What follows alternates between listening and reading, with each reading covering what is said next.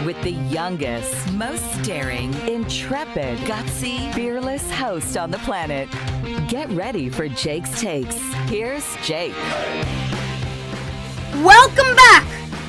I am Jake, and this is Jake's Takes, where I get your favorite athletes and stars to open up and speak what's really on their minds. Make sure you hit that subscribe button, because you won't believe the guests I have lined up. I still can't believe who I'm about to introduce. Following a season with the Markham Waxers, when he scored 197 points in just 66 games, our guest was selected first overall in the 2006 OHL draft. His 2 seasons were wildly successful, and he was selected to the All-Star team both years. He quickly became the top-ranked prospect by the NHL scouting department and also won the CHL's Top Prospect Award. As expected, he was selected first overall by the Tampa Bay Lightning in the 2008 NHL draft, and he developed into one of the game's biggest stars. He's a 2-time Rocket Richard Trophy winner as the NHL's leading goal scorer. In 2010, he scored 52 goals, and in 2012, he scored an absurd 60 goals. That's right, I said 60 in a season. Internationally, he represented Canada many times. He won the gold medal for Canada in the 2008 World Junior Championships, and he also was a champion when he represented Canada at the 2016 World Cup of Hockey. And of course, he's currently the long-standing captain of the Tampa Bay Lightning and has been named to 6 NHL All-Star games and has also led the Lightning to back-to-back championships. It's my absolute honor to welcome to Jake's Takes my favorite hockey player in the game, the one and only Steven Stamkos.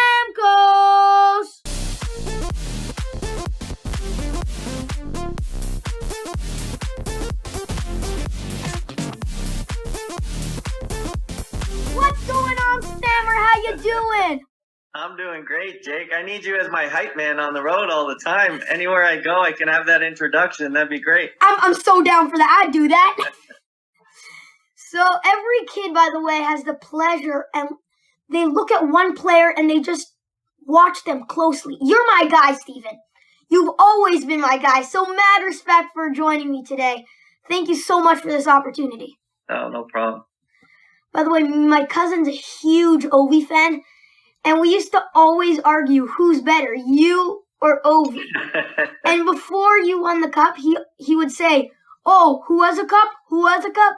So now I say to him, "Sorry, who has 2 cups?" Yeah, who has 2 cups? There you go. Attaboy. Yeah, he's got nothing to say to that.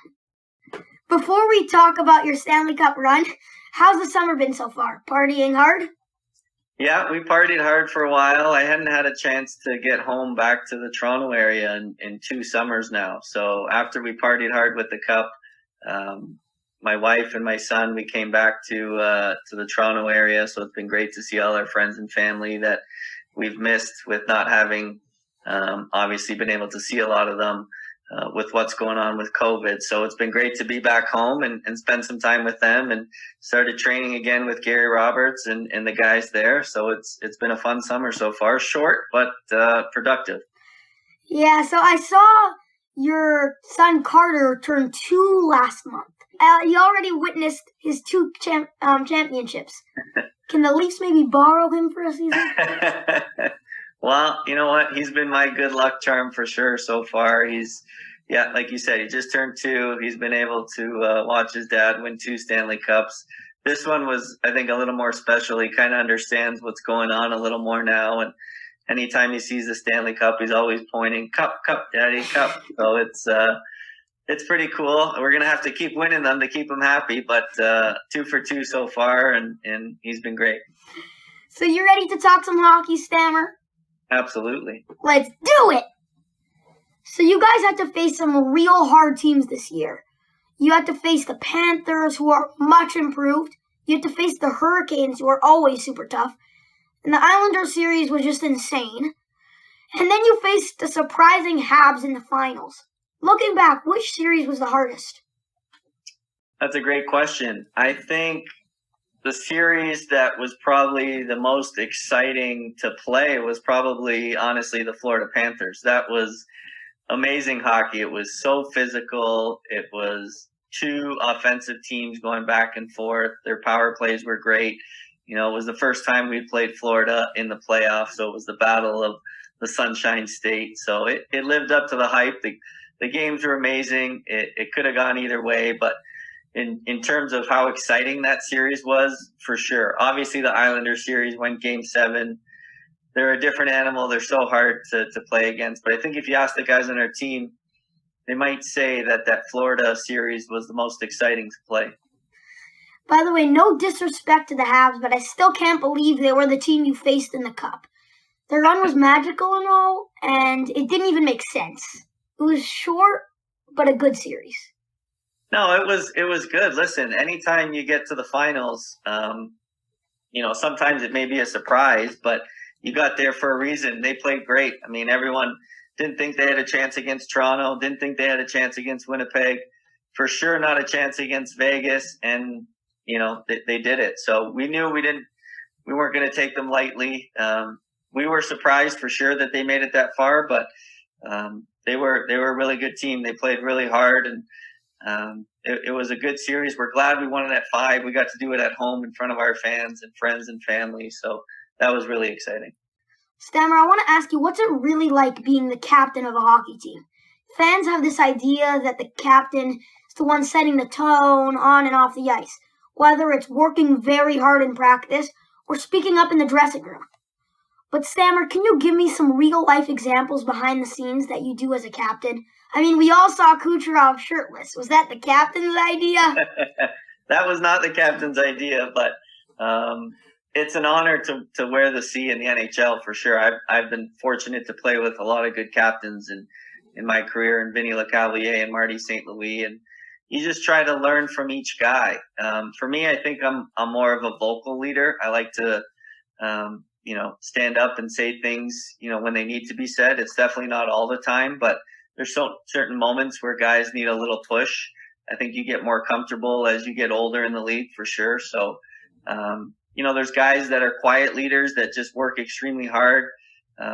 We have some of those guys as well. So for me, it's just about picking the right time to get the guys motivated. When you play on a team as good as ours, that's not a lot, but sometimes you need a little kick in the rear end. And, we had a couple moments like that in the playoffs this year, and we responded as a group. So it's a fun group to be a captain for because we have so many great leaders around me. So have you ever gotten so mad at someone that you wanted just to stick them in a fridge? You know what? We have a good bunch of guys in Tampa. Certainly there's times where you're mad at a guy if he takes a stupid penalty or he makes a bad play at the wrong time. But, at the same time as the captain, you have to be careful because everyone's, looking at you when things aren't going well. And it's how you respond. Sometimes it's how they respond. So you can be mad at your players for sure and let them know in a way that is constructive so that they can improve on it and, still have the same, confidence going in to make the play again, knowing that they're going to do it right the second time. Stammer, we all know that goaltending and defense are so important. I mean, your team has the best defenseman in the game. Victor Hedman is an absolute beast, baby. Tell me what makes Victor so awesome and so hard to play against. Well, Victor's probably my best friend, so that's an easy question for me to answer. He's not only a great guy, but I agree, he's the best defenseman in the world right now. He's 6'6". He's so strong. He's such a great skater, and he can defend first and foremost. Everyone talks about his offensive abilities, but I think he's one of the best defensive defensemen in the NHL, and that's why he's the best overall for sure. So I see him in practice every day. He's so competitive. He doesn't like when anyone goes around him or tries to make a move on him in practice, and he carries that over into the games. And he's just a treat to be around because of how good he is and how great of a person he is off the ice as well. By the way, talking about great defensemen, my friend Rick Crumpton, he used to coach the junior Canadians when you were on the when you were on the Markham Waxers, and he said that anytime you and Delhi were on, he would throw Petro out there to try and stop you. And you just got that shot since I don't even know when. And the only thing I gotta work on is my shot. I got the speed, I got the handles, I just don't got the shot yet. Well, you got to work on it. I was the same way. I was really good skater. I could handle the puck, and I was probably 10 years old, and I still didn't have a great shot. And I just started practicing. I went to a shooting school. My dad would take me. It was a one-on-one instructor. Back then, we had just the fake ice, and I'd go shoot, 300, 400, 500 pucks a session, and then I would continue to do that, whether it was in the basement or it was outside. My favorite players growing up, one of them was Joe Sakic, and he had one of the best shots in the NHL. And my dad used to tell me that he would shoot 500 pucks a day. Now, I think that was a lie because there's no way my dad knew what Joe Sakic was doing. But I believed him, and it got me motivated to shoot some more pucks. So that's where it all started. And then I continued to shoot pucks in practice before and after. And here I am, going into my 14th year in the NHL next season, and I'm still working on my shot. So it's something that is constantly a work in progress. And if you can find something that you're really good at, keep working at it because that's going to continue to get better as you progress. Sounds good. Obviously, hockey's a business too, but how tough is it to see some huge pieces leave in the offseason? Yanni Gourde was a very key contributor. Barclay Goodrow, who also played a pretty big role in your cup run, he won't score you many goals, but when he's on the ice, they won't score many goals either. So how do you move on without these key pieces? Well, it's going to be tough. That whole line, like you mentioned, with Yanni Gourde, Goudreau, and Blake Coleman, they were outstanding for us. Arguably, our best line certain nights. They played against the toughest competition. They were on the PK. They were out there the last minute of every game trying to protect the 1-goal lead. So that's how you win. You win with guys like that can complement your top guys. And we had the best mix of that the last 2 years for sure. And that's what happens when things go really well and guys play really well. Like you said, it is a business and they deserve every penny coming their way. Unfortunately, in a salary cap world, we can't all stay in Tampa, but to win our 2 championships, and not many teams can say they did when they had the best team possible. And we thought the last 2 years was our chance, and we accomplished our goals, and now we'll have that forever. In saying that, those guys, we wish them nothing but the best, but in Tampa, we want to win again. And we brought in some guys in free agency that we think can help, and we're going to go for the three-peat. And looking at the blue line, you also lost Savard, but you brought back actually Bogosian. And sheesh, what a move that is. Jeez, I watched Bogo closely this year, and the Leafs, he really impressed me.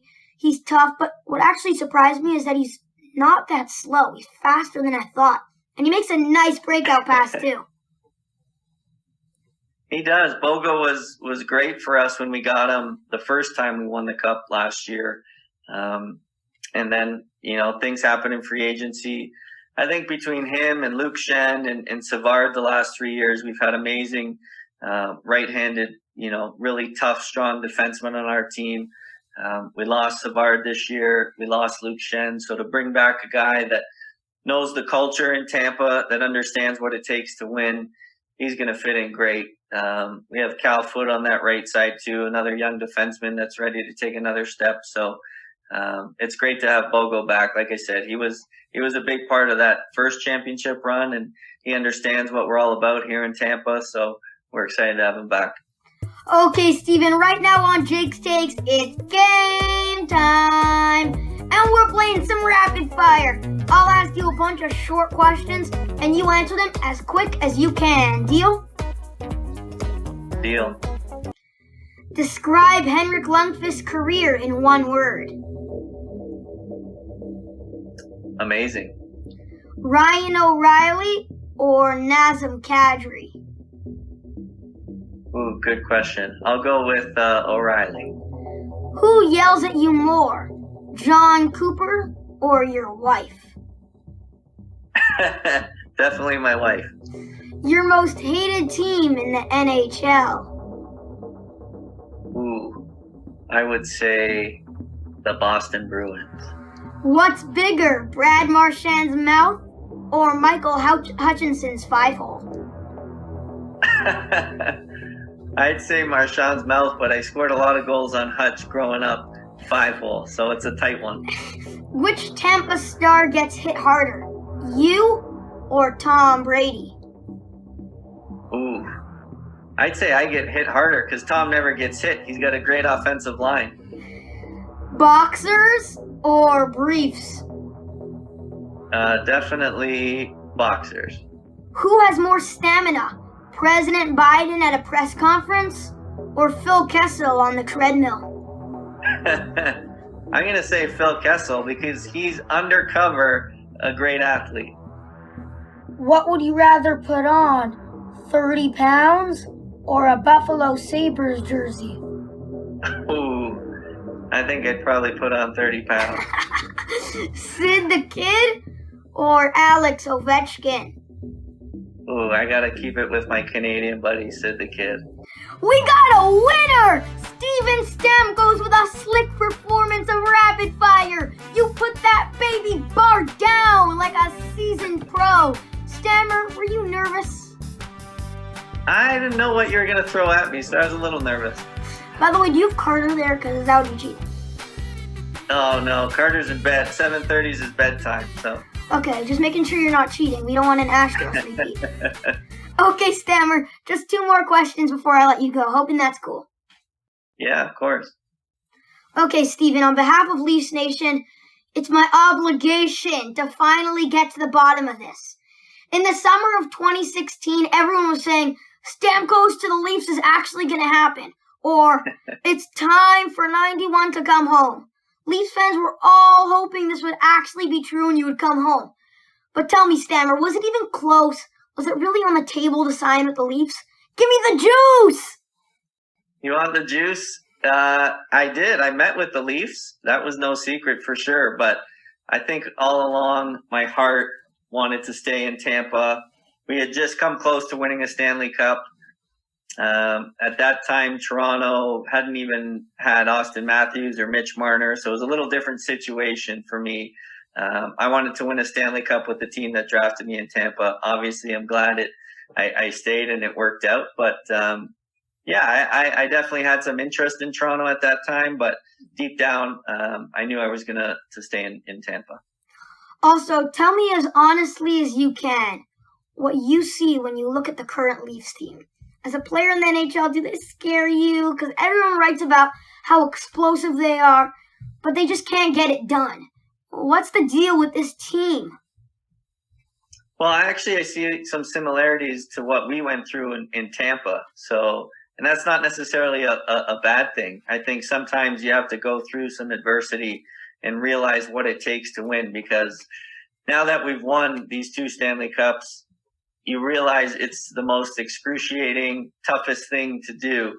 And sometimes you don't know what you're capable of until you fail first and realize what you have to do to succeed. And we failed the year before we won our first Stanley Cup. We had the 62 wins, tied the record all time for most wins in the regular season. We got swept by Columbus. And everyone was all over us, just like everyone's all over the Leafs. And no one believed in us. Everyone was asking our management staff to blow up the team just like they are in the Toronto media. And they stuck with us. They believed. They added some pieces that fit our group together, and we had a lot of success. So I see Toronto as, not entirely the same, but definitely some similarities to that. I think they're going to learn from their past mistakes, and they're going to be a contender for the next 4 or 5 years with that core that they have. And they're back in our division now after last year, missing them out. So it's going to be tough. We have Boston, Toronto, Montreal, Tampa, Florida. Boston. It's going to be Boston it's going to be just gets tough on my to nerves make the sometimes. playoffs. I know. They just have their number, but we have great series against Boston too. But it's going to be tough. But I think the Leafs they're going to do well in the next couple of years, and it wouldn't surprise me to see them go on a deep run. Okay, last question, Steven. It's no secret that come playoff times, the refs just put their whistles away. What they normally call all season is completely ignored in the Stanley Cup playoffs. I know this makes it much more physical, especially for the star players like you. But do you like how the refs call like nothing in the playoffs and let everything go? It depends what game it is in the series. If it's a game 7, and they're not going to call any penalties, okay, that's fair, as long as they do it for both teams. But I still would like to see the penalties called. If it's a penalty, call the penalty. It shouldn't matter what the score is. It shouldn't matter what the situation is. Easy for me to say because I get to go out there on the power play all the time and score some goals out there. But I would like to see it just called a little more based on, is it an actual penalty or not because of the magnitude of the game. That's just me, but we've been on the right side of some calls the last couple of years to help us win, so I'm not complaining. Stammer, this was just an absolutely incredible experience for me today. Still can't believe I'm talking to the Lightning captain. Did you enjoy your time with me today? I certainly did, buddy. Thanks for having me. Wishing you an awesome season ahead. And when you come to play the Leafs, I'll be there watching.